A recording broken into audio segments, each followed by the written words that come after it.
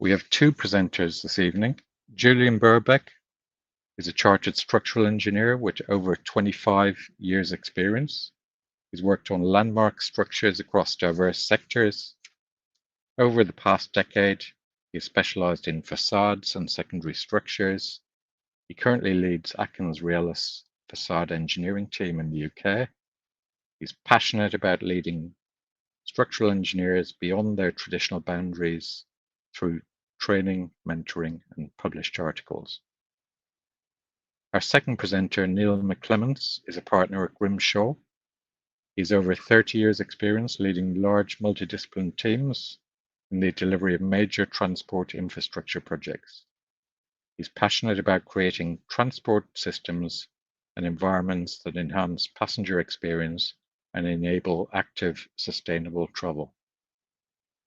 Neil's experience spans rail, metro, and high-profile infrastructure projects, including the Luberon Prize-winning Southern Cross Station in Melbourne, Fulton Centre in New York, the Northern Line extension in London, and currently Dublin Metrolink in Ireland.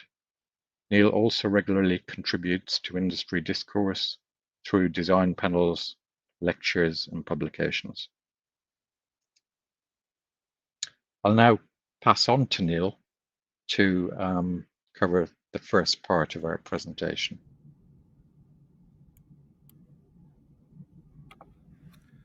Thank you, Charles. I'll just start really by giving an introduction to the structure of the talk this evening.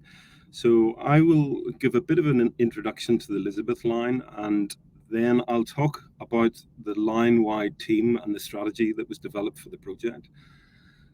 I will then touch upon the mock-ups and prototyping process, which is quite a unique aspect of the project. And then I'll elaborate on some of the lighting prototyping that was done before handing over to Julian, who will focus in and do a deep dive on some of the structural challenges using the platform edge screens as a case study. And then we'll just wrap up at the end with a quick run through the completed stations. So the Elizabeth Line is a new railway in the southeast of England. It's running on a combination of new and existing infrastructure. The scope of our work and the talk this evening is going to be around the 10 new stations in central London. It's no secret that these projects are challenging, expensive, and difficult to deliver. So why do we do them? I think the answer to that is if they're well designed, they can deliver enormous value for society way beyond their initial investment. And this project in particular is about connectivity. It's about improving lives through bringing connectivity. It's also about being regenerative from a sustainability point of view by taking cars off the road, by improving air quality, and by encouraging healthy, active travel. Now, if we're going to get and maximize these benefits, it's really imperative we encourage as many people to use the railway as possible, and that's where design is so important. So, just to elaborate on the Linewide design, I think the story of the project is one of collaboration right across the industry, and this was very much the case in the development of the station architecture. Each of the 10 new stations had a separate design team with a well-known architect, and they were tasked with integrating the stations seamlessly within the existing fabric of the city. But the client also wanted a coherent experience for passengers right across the line, and that was the responsibility of the Linewide design team. And I suppose the first task for us when we joined the project back in 2009 was to sit down with the station teams and work out who was designing what. That was a really key question for us at the outset. And we took our cue from the engineering. The stations are significantly larger than an underground station. They're over 240 meters long in terms of the trains and the platforms, which means they have an eastern and western ticket hall, which pop up in different locations within the city, each with their own unique constraints. And there's some real challenges about trying to integrate these structures into the fabric of the city. So it made complete sense that the station teams would lead the design of those elements of the project. But as passengers move below ground, there is a much more consistent brief. You're predominantly in London clay, and the engineering requirements become much more similar, particularly within the 5 tunnel stations right in the center of the line. So we kind of developed this sliding scale for identity, where there's a really strong local identity at street level, which is led by those station teams. And then as passengers get closer to the train, the modal identity or the line-wide identity increases. Getting that level of clarity over who was designing what was really imperative for us, and it meant we could then, as a line-wide team, take the lead in developing the architectural concept for the underground environments within the tunnel stations. And the starting point for us here was really on how to humanize the experience for passengers deep underground. We started by really trying to capture these heroic caverns, gathering or trying to secure as much space for passengers as we could. But also a early conversation with the tunneling engineering team identified a benefit of the spray concrete lining technique that was being used, was that we could explore the use of a very curved junctions between the tunnels, which opens up sightlines, and we could see that was a real benefit to passengers in terms of minimizing blind spots and hopefully preventing collisions for people when they go around corners. And those early conversations with the engineering team led to this early concept sketch, which just captures the idea of a fluid architectural language expressing frictionless movement from one space to the next. And we took that sort of idea and we started to layer on a lighting concept, which was about using uplighting within the larger tunnel spaces, which is again about trying to make them feel generous, and combining with a material palette that creates a very kind of welcoming environment for passengers and makes them feel safe and secure.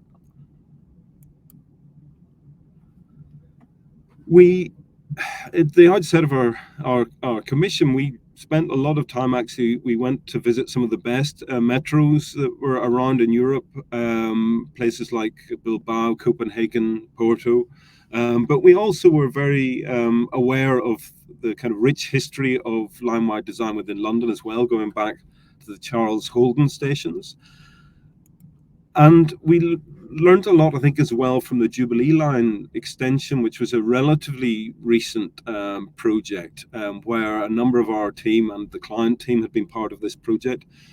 And when we did a walk around as a team, there was a couple of really strong lessons that we learned from looking at these stations, which was, although the stations themselves are very similar in scale, they have quite differing feeling for passengers in terms of the quality of space. So the image on the left shows that at this particular station, it felt quite dark and relatively claustrophobic compared to the one on the right. And I think it was a combination of factors. I think there was less clutter on the back wall on the image on the right, but also the lighting, the way it bleeds around the crown of the tunnel with the lighter concrete finishes.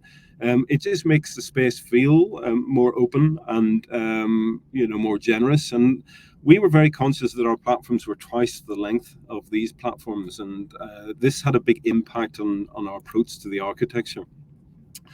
Another thing that was really a big impact was actually just thinking about the wayfinding on the Elizabeth line, which is quite unique because we have these very long 240-meter long platforms. We've got an eastern and western ticket hall, and actually when passengers step off the train, they have a crucial wayfinding decision in terms of which ticket hall are they going to, because if they get that wrong, they've got a very long walk at street level. So a lot of effort went into decluttering the platforms, and actually particularly the back wall, the first thing that passengers see when they step off. We deliberately put the lighting behind passengers so there's no glare, and then we kept the architecture very calm and neutral so that the colorful wayfinding graphics, TfL has very strong color branding for its different modes. We combined this with the legible London sort of wayfinding system, which is used to navigate around London. And we made these the strongest elements on that back wall.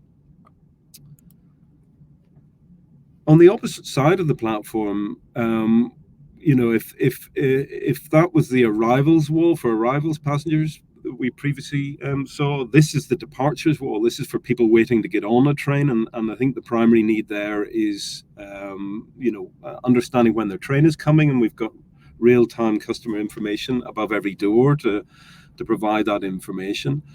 And then, there was an opportunity to place things like the digital advertising and so on this wall, because we felt that, that it's actually more impactful there. There's a captive audience lining up beside the doors, but also, crucially, it's not distracting passengers when they're coming off the trains. It's keeping, that information in the right place, and it's kind of a strategic idea of locating all of the information in the right place of the journey is something that we took right across the passenger journey, and really identified where those key decision-making points were, and treated the architecture in a different manner.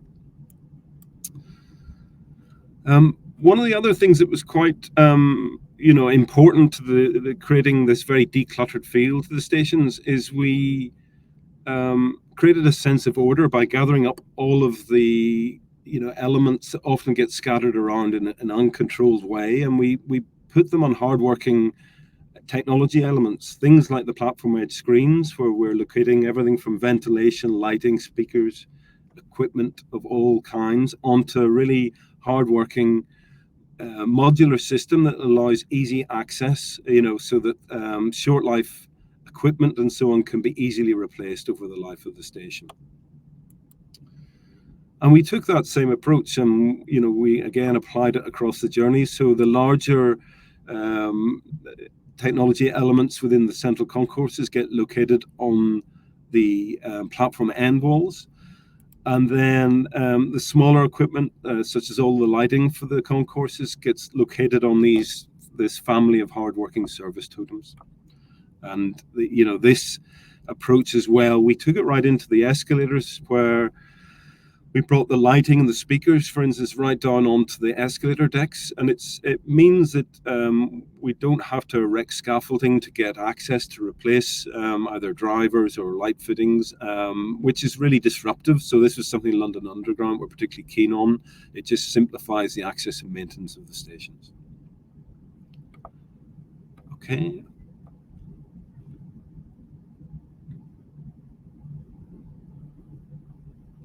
So I'm now going to touch on the mock-up and prototyping process that we followed. So one of the key roles of the Linewide team was actually trying to bring standardization across the elements of the project that didn't need to be different. And the starting point really was when we first engaged with the tunnel engineering team. There was around 80 different tunnel diameters across the 5 stations, and we managed to streamline that down to 9 standard tunnel sections, rather like a giant plumbing kit. And that means that whenever you get to the later stages of the project, for instance, when we get into cladding grids, we've got a lot of standardization then, particularly for the double curvature corners. It meant that we're reusing cladding molds many times, and it brings a level of value to the project, makes it much more cost effective.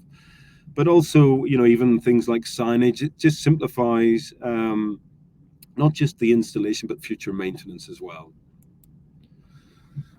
Another aspect of standardization is it meant we could spend more time designing less elements. So this is where we got to do some prototyping of key elements, and we started with a visual mock-up actually around a year into the design process, we in Vinci's testing centre, just the north of London, and we created, using set design, um, a visual mock-up of the project to explain the design concept, which is really, really crucial actually, and we used that to test the emerging design.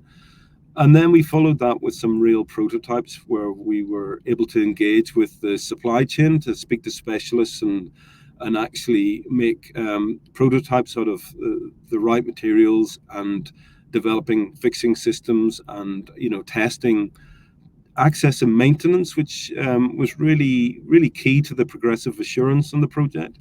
And it meant we could get people from London Underground, people who will be responsible for maintaining the stations, up to feed into the kind of the design development, and really to test out the maintenance before the main contracts were let.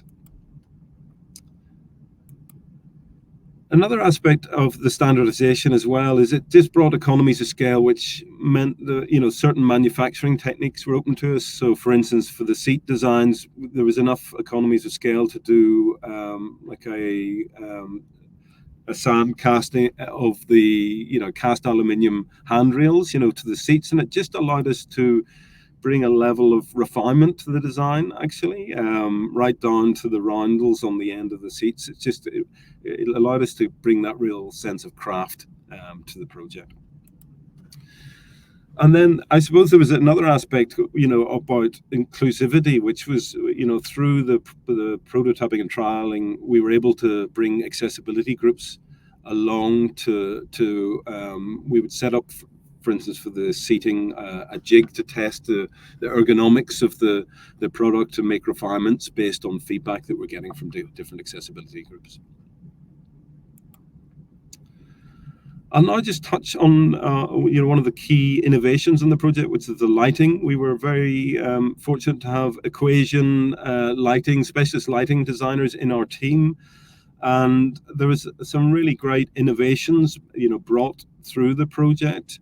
And it was really building on the idea I mentioned earlier on about this kind of identification of fast and slow spaces, and the slow spaces being the wayfinding spaces on our journey. And we introduced some innovations around, for instance, variety of color temperature. We used a warmer color temperature in those decision-making spaces where there is indirect lighting, and it's all about just creating a really stress-free environment when people are, sort of pausing on their journey to make a decision.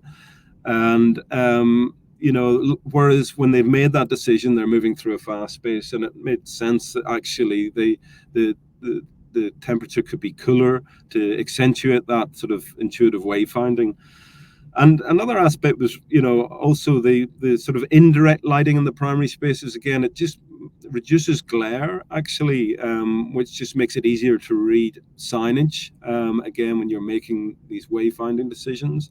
And even in the fast spaces where we're having, direct lighting as well, it's about kind of, making sure it's a very diffuse form of light and not harsh. And it's all about passenger comfort and really trying to make the experience as enjoyable for passengers as we can.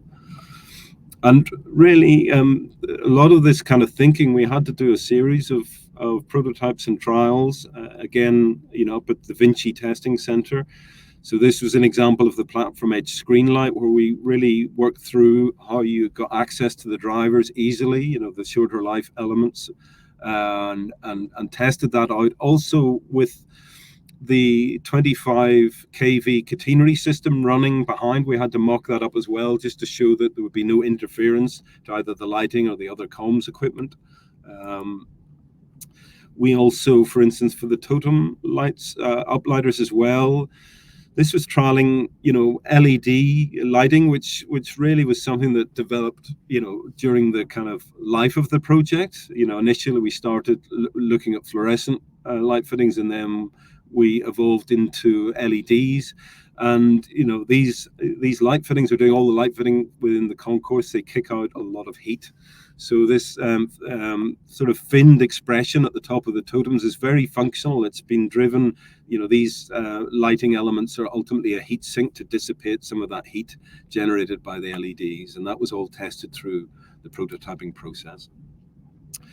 Similarly, with the bringing the lighting down to low level within the escalators, was quite a challenging technical thing to do, because it was very important we didn't cause any glare for passengers.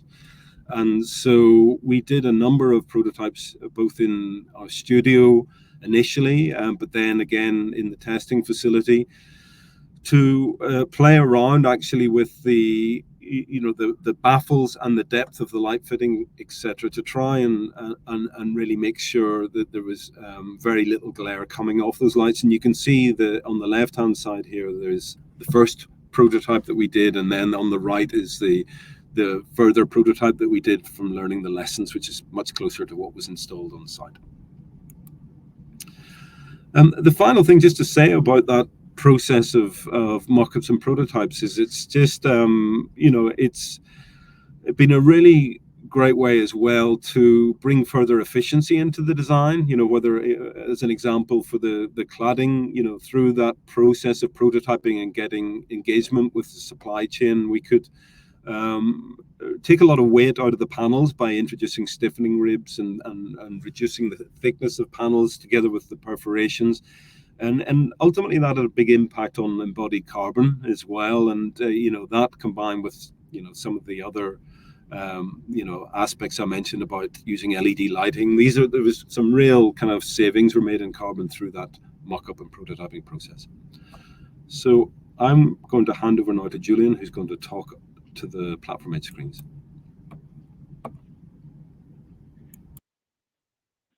Great, thanks, Neil. Right, so in the next section, I'm now going to focus in from a structural engineering perspective to describe some of the structural challenges we had and really get into some of the nuts and bolts of detail. Suffice to say, we had structural engineering inputs to many of the other components that Neil's just described, but the platform edge screens were by far the single most challenging element. So, as Neil's just described, the concept for the Elizabeth Line platforms is very novel. It all hinges on creating this hard-working departures wall that you face when you're waiting for your train, and that's carrying lighting, it's carrying train information, it's carrying signage, it's got public address system in there, it's got, you name it, ventilation. So behind that, there needs to be a secondary structure to hold it all together. And that is what we're terming the platform edge screen, or PES, as we abbreviate it. And that's illustrated on this cutaway diagram on the right-hand side. So you can detect from that we've got a number of structural components. You've got props coming up from the platform edge. You've got a Virindale spanning element spanning parallel to the platform edge. And then you've got connections up into the very apex of the tunnel and then across the tracks into the side wall of the tunnel. But first, it's worth just to consider why we have a platform edge screen. In addition to the architectural concept, the functionality of it is more than you might think. If you just want to stop passengers from falling off the edge of the platform, then the platform edge door approach works, just a balustrade height barrier on the edge of the platform. A step up from that, which you're no doubt familiar with from the Jubilee line, is platform screen doors. It's still a cantilever barrier, but it's coming up above head height to give a bit more screening effect to the passengers from train movements. But a platform edge screen, most importantly, is effectively creating a seal from platform level right up to ceiling level at the top of the tunnel. And in doing so, we're effectively separating the tunnel ventilation from the station ventilation, which has numerous advantages. I'm reliably informed by tunnel ventilation specialists that the use of platform edge screens on the tunnels in the central section of the Elizabeth line meant that 6 additional ventilation shafts in the centre of London could be avoided. So the platform edge screen, as well as being a safety element, as well as being key to the architecture, is actually a fundamental component of the tunnel ventilation strategy as well. So just coming back to our cutaway diagram, you saw on the last slide I mentioned platform screen doors, coming up just above head height. The platform screen doors are actually a subcomponent of the assembly. In facade terms, you would say that they're unitized elements. They're pre-assembled in a factory, glazing and frame by a specialist manufacturer and supplier, and then installed as pre-assembled elements. In these next slides, I won't be focusing on the platform screen doors. I'll be focusing on the frame that you can see on the right-hand side behind them that supports both the platform screen doors and all the other elements that I've just mentioned. So I'm going to focus on 7 structural challenges, as you see here. Setting out structural diagram, construction sequence, tolerances, ventilation, earthing and bonding, and durability. You may notice that on that list of technical challenges, it didn't have structural loading. Now here's an extract from an early concept report for the PES, the platform edge screen, listing all the loadings. And as structural engineers, you'll notice these aren't big loadings. You've got a bit of internal wind pressure, piston effect pressure, as we say. You've got some self-weight of attached equipment. You've got some barrier loadings. But if this talk was just about getting secondary steel frame to resist these loadings, it wouldn't be a very interesting talk. There's not a lot of challenge in the loadings. The challenges came from those other 7 parameters, those other 7 requirements I've just listed, as we shall see. So the first of those, setting out. So if you're familiar with Elizabeth Line, as Neil mentioned, the trains are long. They're about 200 meters long. The platforms are a little bit longer. They're best part of 250 meters long in most cases. So back in the day when we were designing this about 10 years ago, if you took a platform edge screen and turned it on its end and stood it up in the city of London, it in the day would have actually been the tallest structure in the city. Not anymore, but still 250 meters is a considerable length for a structure. If you bear in mind we've got 2 platforms per station, the PES design was repeated across 5 stations, so we've got 2.5 kilometers of this platform edge screen structure. But using the common components approach, the whole thing is conceived around a repeating 3-meter module. And within just 5 of those modules, a nominal 15-meter length, we can capture all the salient components which apply to more than 95% of that 2.5 kilometer length. So this very much exemplifies the common components approach, being able to standardize so we can focus in on designing a small element in a lot of detail and then repeating that out across the network. The key thing that's unusual, and you'll notice here, is that the posts down onto the platform edge are off module. They're not set out on that 3-meter module. The reason being is that their position is dictated by the trains, by the position of the doors and the rolling stock, and also the stopping point of the train in each station, which is not a function of the architecture, that's a function of the railway systems. So for that reason, we needed to come up with a design where the position of the posts was flexible, where it could be adjusted within certain limits, within a certain set of predefined rules. So now take a quick look at the structural diagram. Again, fairly simple, but not quite as simple as you might first expect, in that we actually had 2 conditions to consider. We have an initial temporary condition where the upper portion of the PES frame is hanging, suspended from the sprayed concrete lining. And then in the permanent condition, the upper connection is released into a sliding connection, and props have been installed so that the load is taken down, the vertical load is taken down onto the platform edge. The reason we have these 2 diagrams is due to the construction sequence. The upper part of the PES is installed ahead of the tracks, and the track laying equipment requires clear access along the platform edge, and hence the props couldn't be installed until the until the until the the track was laid. So that is the structural diagram.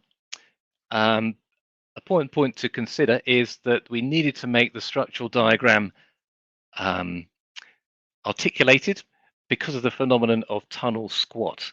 So the spray concrete lining of the tunnel isn't completely rigid over the design life of the tunnel. There will be some movements and deformation due to changing ground conditions.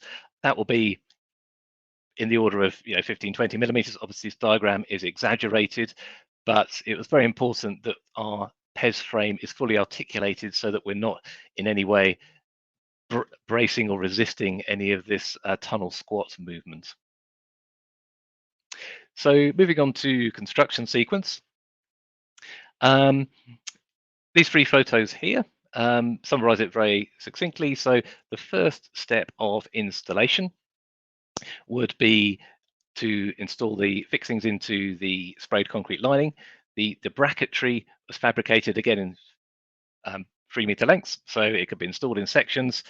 The contractor could then line and level it before commencing with the next stage of the steel installation. So the middle stage you can see in that photo is the hanging stage, where the upper portion of the PES frame is being entirely suspended from the sprayed concrete lining. And then the right hand, you can see the tunnel fit out has progressed. It's not that clear because the PES steelwork is and the posts are painted black in this photo, but where you've got those breaks in the barriers on the platform edge, that's where the PES posts have been installed, and the PES is in its final configuration. So you can detect from the various photos you've seen of the sprayed concrete lining that the sprayed concrete lining does not have a very smooth or regular surface when it's cast. It's actually sprayed in two sections, normally sort of 50 mil each, and a waterproof lining in between. When you add up the tolerance on those two sections, we actually end up with 100 millimeter tolerance envelope. So as illustrated in the right hand sketches here. So that presented some challenges in terms of how we make the connection between our steel frame into the sprayed concrete lining. And this sketch illustrates how we address that. So this is the connection, the side connection, but the top connection follows very similar principles. We elected to use self-tapping concrete anchors, which are effectively a form of undercut anchors. The undercut is created by the cutting effect of the thread. This has several advantages, one of which is as soon as the anchor is installed, it automatically achieves its structural capacity. There's no additional sort of setting exercise that you might get, for example, with a chemical anchor or even with certain types of expansion anchors. So as soon as the anchor's in position, you've got the structural capacity that you need. That allows as well it to be installed as a threaded stud rather than a bolt. So you can see that quite substantial threaded section on the end that's protruding, and then that gives us the flexibility to install the steelwork, set it in place with locking nuts, and hence make all the necessary line and level adjustments. And then the gap between the steelwork, which can be anything from 20 mil up to more than 100 mil, is then infilled with a concrete grout. So the next topic I want to look at is ventilation. So you recall back at the beginning I mentioned how the PES, the platform edge screen, separates the tunnel ventilation from the station ventilation. The flip side of that means there's then got to be additional ductwork to ventilate the station. And bearing in mind all that Neil's describing in terms of the aspiration to create this light, airy space, there was a lot of resistance, reluctance to introduce significant ductwork at high level over the platform, and the impact that would have on the space. And this right-hand photo here is a sort of stage set mock-up that was undertaken just to illustrate the visual impact that one of these ductwork options would have.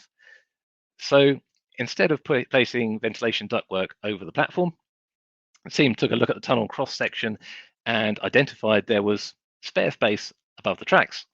The space needed for the train gauging and the overhead line equipment did not go right up to the tunnel apex, and there was this sort of segment above the tracks that could be used for ventilation, had sufficient cross-section area, so that looked like a good move.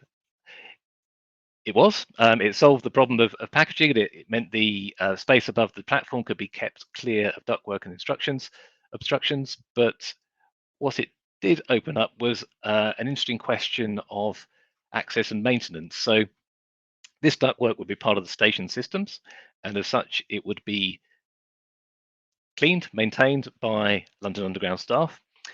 Now, London Underground staff are used to the typical, well, universal London Underground traction system, which is direct current on a third rail, which is about 700 volts. There was extreme nervousness about the high voltage overhead line, it's 12 kilovolts or 25 kilovolts above the trains. And after a lot of negotiation with the stakeholders, it was agreed as a briefing requirement that this ductwork needs to be constructed in such a way so that there was no visible metallic element on the inside when operatives reach in to clean it or maintain it. So as such, we needed to construct it in precast concrete, conventional precast planks, as slender as they can be. They're about 125 mil deep, but instead of using steel plates or even a sort of Durasteel composite, it was necessary to go to precast concrete in order to meet this requirement that there should not be a perceived risk of electrocution when you're working in the ducts above. Which leads quite nicely onto the topic of earthing and bonding. Now, it's not something within building design as structural engineers we really need to get to grips with very often, but in the rail environment, earthing and bonding is absolutely key. When you're on an electric train, you may or may not realize that you're actually at a higher voltage than the surrounding environments. The way the traction current works is the tracks are part of the circuit, so the current passes through the train. They've then got to make a return journey of maybe several miles back to the substation through the tracks. The electricity needs some voltage to do that, which could be sort of 40 or 50 volts, and hence the earthing potential on a train could be 40 or 50 volts higher than the surrounding earth potential, which is fine when you're on a train and it's moving. But when you get to a station, it is very important that you cannot get off a train, be touching a train and reach out and touch any metallic element that is on the station earthing system, because in doing so you might become part of an electrical circuit that you really don't want to be part of. So for that reason, this diagram on the left hand side summarizes that the posts, the PES posts, needs to be bonded to traction earth, and the remainder of the PES structure needs to be bonded to station earth. So this required electrical isolation at the top and bottom of the PES. So at the base, this was achieved by providing a GRP rebar locally around the holding down bolts within the platform structure. At the head, we needed to introduce electrical isolators into the steel-to-steel connection. So that was a challenge in itself. It was made more challenging by the fact that for the last 20 years or more, subsurface rail design in the UK has been governed by very strict subsurface regulations, arguably, ahead of much of the rest of the industry in this respect. But since the King's Cross disaster of 1988, there's been very strict regulations on the use of combustible materials in subsurface stations. The PES is determined or designated as a wall. The platform edge screen is designated as a wall, so everything within it needs to be limited combustibility, i.e. A2S1D0, as we're all sort of more familiar with now. So we needed to find an electrical isolator that met that criterion. Our first thought was to use a very strong polymer compound, phenolic GRP, which very good heat resistance. It could be used on space capsules, but unfortunately, it could not be made to pass the fire tests. So we needed to look further for an inorganic, completely non-combustible electrical isolator material. In the end, we landed on a product called mica glass, which is effectively what it says. It's flakes of mica embedded within glass, which gives quite a good sort of reinforcing effect, quite good mechanical structural properties. We also sourced a proprietary isolator fabricated from mica glass, as you can see here, which came to be affectionately known by the team as hand grenades. So the final technical challenge I'd like to focus on is durability.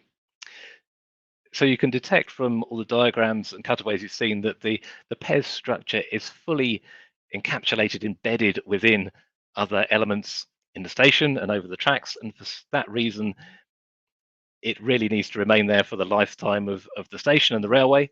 As a civil engineering structure, that's 120 years. There's no real practical scenario where you could replace it mid-service life. So the steelwork needed to be designed for 120 years, which created a couple of challenges. Main things were the corrosion protection of the steel, which we achieved through galvanizing. We also had to consider fatigue, which was quite an interesting challenge due to the train movements and the loading that was created by each movement of the train. And then the other flip side of that was to ensure the ongoing serviceability. We had to consider how the perishable items of the PES could be replaced. So the wearing elements, the neoprene pads, for example, we had in movement joints. We had to demonstrate how all those could be replaced in service. So that was the durability. I'll now move on to on-site testing. So I've just got a few slides on on-site testing. It's really to illustrate how, in the same way that there was a significant amount of architectural mock-ups and prototypes created pre-contract, so working directly for Crossrail, working client side, there was a lot of prototyping and testing that went on the architectural side, and that naturally carried on into the structural engineering. So testing fell into two main categories. We undertook specific tests on the threaded anchors that I described.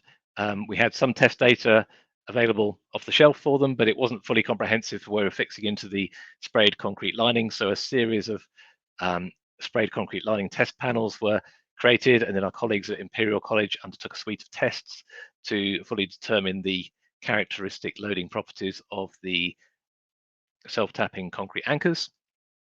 We also needed, again with Imperial College, we undertook a suite of tests on the novel materials, namely the non-conducting electrical isolators. We formed a series of prototype connections and inserted the different materials into them. And out of this process, the mica glass was emerged as a clear front runner in terms of its structural capacity and its durability. Some of the options, as you can see on the right hand side, didn't quite make the cut and were left on the test lab floor. And then for both of those types of suites of tests, both on the isolators and on the threaded anchors, the testing was not only static, it was dynamic.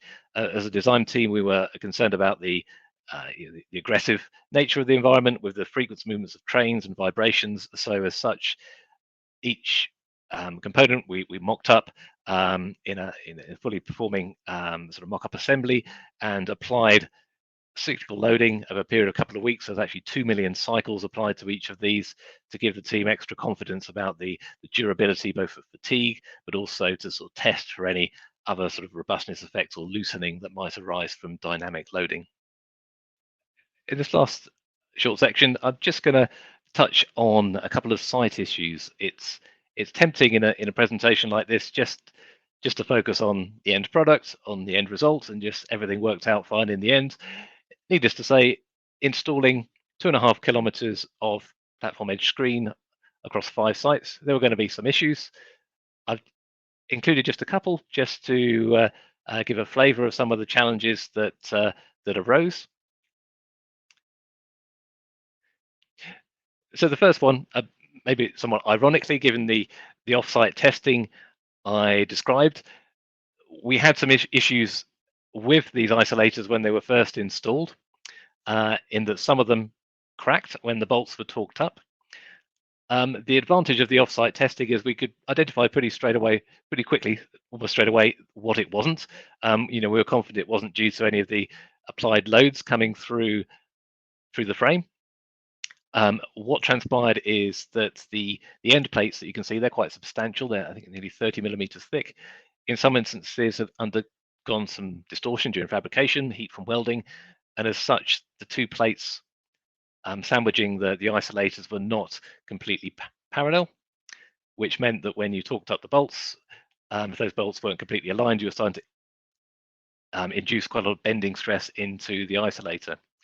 So the design team quickly put their heads together and worked out that we didn't need the full bolt diameter in the top.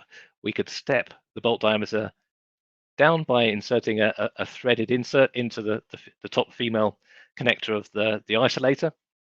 So with a smaller bolt, an M12 rather than M16, that gave us enough clearance in the top hole to take out any angular tolerance, and the isolator could be torqued up without inducing this bending effect. A different type of site issue arose out of the unique setting out challenge. So flipping back to my first slides, I described how the post was subject to some setting out rules. It was very important those are properly understood, because it was possible in producing the fabrication details, if the detail misunderstood where the post was going to go, you could end up with a movement joint that was configured the wrong way around. Out of 2.5 kilometers, this happened only once. It was identified at that intermediate stage when the PES frame was hanging from the tunnel lining. And again, between the design team and the steel fabricator, putting our heads together with a lot of ingenuity, we were able to design attachments to basically reverse the load transfer through this connection. So 2 end plates that were designed to work in compression were reconfigured so that they worked as a hanger, and that the necessary load could be transferred in tension rather than compression. So I've delved right into the nuts and bolts of the structure. I'll stop there. I'll hand back to Neil, who will give us a breather from all the structural details and take a look at some of the completed stations. Thank you, Julian. Yes, so look, a very quick run through the station, starting up at street level. And really, this gives an example of the different approaches followed by the station teams. So in this example, Tottenham Court Road, the architects Hawkins Brown, they really celebrated the nightlife district of Soho in the Dean Street ticket hall to the west, with dark, sort of moody material palette and theatrical light fittings. And they contrasted this deliberately in the east with a much lighter material palette under center point. And at Farringdon, the inspiration came from the nearby jewelry district of Hatton Gardens in the west, whereas in the east, the inspiration was the nearby Barbican and the brutalist architecture. So moving from those ticket halls, we really encouraged the different station teams to celebrate the transition from, if you like, the box engineering into the tunnel engineering. And, this has become a bit of a motif for the line. You can see these different sort of portals as you move into that tunnel world. But also you can see here the lighting detail that I showed, how we prototyped that during the early stages, providing all the lighting at low level. It actually works equally well for both the tunneled environment and the box environment, as illustrated in the image on the right here. And moving down into the central concourses, I think you can see here, hopefully, the subtle variety of color temperature, where you've got the warmer uplighting within the middle of the space, and then these cross passages to the side. You can see the cooler color temperature, which is coming from the direct lighting within the tunnel crown. And it's really noticeable as well that these spaces come alive with the pulses of people that come through as the trains come and go. It's a really kind of distinctive feature of the railway, as is the acoustics. You'll notice in this shot there's a lot of acoustic perforations integrated into the tunnel crown, and this creates a very, very unique ambience within the stations, and it's something that people often comment on. Moving through into the cross passages, you can see they vary considerably in length. Also, they vary in plan. Some of them are curved. This image at Tottenham Court Road really imbues the qualities of that original sketch, sort of promoting the idea of frictionless movement through the space. And then finally arriving onto the platforms. Here you can see the platform edge screens that Julian has just talked us through, all the work that went in behind the scenes. This is, two station examples. The one on the right, Tottenham Court Road, I think this is the only curved platform on the line. I think that's, as I understand it, is so that the platforms miss the foundations of Centrepoint. But I think what's striking is the stations were built by different contractors, and yet you can see through all that prototyping, I think there's a very sort of strong consistency across these line-wide components down at platform level. And then maybe just touching on how that line-wide identity, it's very strong within those 5 central tunnel stations, and then it bleeds out. There's 41 stations in total, and you can see I've included here some other examples of non-tunnel stations. So the larger image on the right is Paddington Station. This was designed by Weston Williamson, and this is top-down construction. So they managed to get some natural light deep into the station, but also it's got its own character. It's got Weston Williamson sort of created a kind of unique character and ambience with their own lighting strategy here, but yet there's still a very strong sort of line-wide feel as well, coming from things like the seating, the signage, and of course the platform edge screens that we've talked about. The project had an art program, and actually this is just an example at Whitechapel Station, where the artist Chantal Joff introduced these very colourful collages down at platform level. It just introduces some colour and personality down at platform level, and something that we hope will be introduced across the stations in future. In the meantime, TfL have introduced their own sort of graphic artwork behind the seats, and something that I think actually works quite well with the the color branding of the stations. Just touching on the attention to detail, I think the contractors have done a really fantastic job actually across the central London stations, and I think sometimes design and build procurement isn't always first choice procurement route when you're looking for really high quality.